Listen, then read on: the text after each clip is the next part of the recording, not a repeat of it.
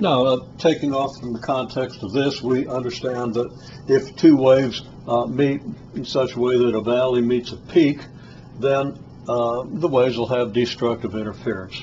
And of course that happens when the path difference over here would be whole number of wavelengths plus half a wavelength.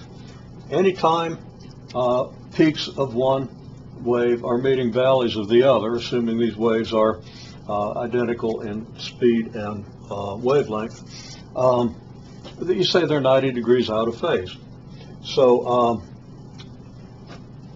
at its valley, this wave, and the picture's a little bit confused here, but at a valley, the phase is said to be 270 degrees, okay, because on a circular model, at the 270 degree position, you have that corresponds to a displacement below equilibrium. The peak here would correspond to this picture, so this wave corresponds to this picture, this wave corresponds to this picture. A peak corresponds to a 90 degree position on the unit circle, which is going to give you a y component that's above equilibrium. So that in this case, we have 180 degree phase difference, okay? This wave is either 180 degrees ahead of or behind this wave. It's going to be the same either way. It's 180 degrees ahead or 180 degrees behind. If this one's at its valley, this one's going to be at its peak, and you can think about why that would be.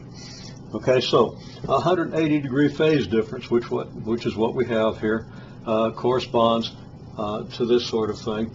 And we don't worry about how many cycles these things might be out, how many whole cycles these things might be out of phase. We're only interested in the fraction of a cycle, so that this wave might well be 4 wavelengths plus half a wavelength, either ahead of or behind this wave. That's still 180 degrees out of phase, because when peaks meet valleys, that's 180 degrees out of phase. And our phase differences, but in general, are going to be angles between 0 and 360 degrees, okay, somewhere on this circle.